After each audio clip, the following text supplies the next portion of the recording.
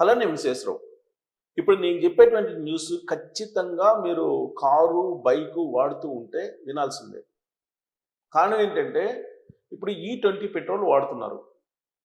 ఈ పెట్రోల్ కారణంగా కారు గాని, బైక్ గాని చెడిపోతే మీకు ఇన్సూరెన్స్ వర్తింప చేయలేము అని చెప్పి ఐసీఐసీఐ లాంబార్డ్ చెప్తోంది.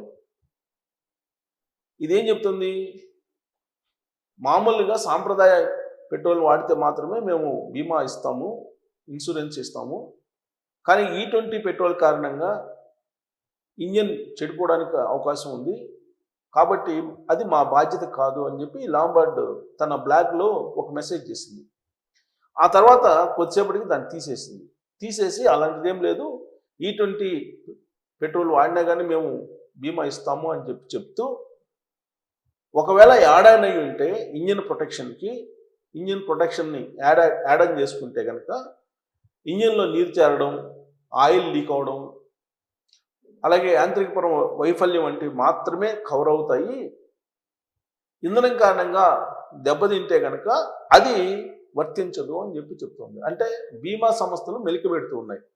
ఈ మెలికబెట్టడానికి కారణం ఏంటి? కేంద్ర ప్రభుత్వం E20 పెట్రోల్ని మస్ట్గా వాడాలని చెప్తుంది. ఇప్పుడు ఆల్రెడీ అదే వాడుతున్నాం మనం. ఇప్పుడు మైలేజ్ తగ్గుతుంది, రిపేర్లు వస్తున్నాయి, డ్యామేజ్ అవుతున్నాయి, ఇవన్నీ రిపోర్ట్స్ ఉన్నాయి. కానీ కేంద్ర ప్రభుత్వం ఏం చెప్తుంది? E20 పెట్రోల్ కారణంగా ఎలాంటి నష్టం వాహనాలకు లేదనేటువంటి రిపోర్ట్ వచ్చింది. అందుకే దాన్ని E30 చేస్తున్నాము.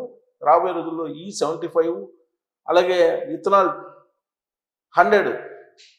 అసలు ఇథనాల్ తోటే బండిలు నడిచేదానికి ఆల్రెడీ ఇప్పుడు మారుతి సుజుకి కంపెనీ రెడీ అయిపోయింది ఫ్లెక్సీ ఫ్యూయల్కి.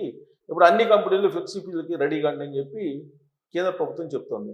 మరి ఇప్పుడు ఉన్నటువంటి వాహనాల పరిస్థితి ఏంటి? ఇప్పుడు E20 పెట్రోల్ని 2023 మోడల్ తర్వాత వాహనాలు మాత్రమే సపోర్ట్ చేస్తూ ఉన్నాయి. దానికంటే ముందు వాహనాలు సపోర్ట్ చెయ్యవు.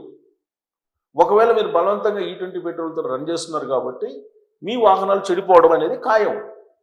అందుకే బీమా కంపెనీలు ఇన్సూరెన్స్ వర్తింప చేయలేము అని చెప్పి చెప్తూ ఉన్నాయి.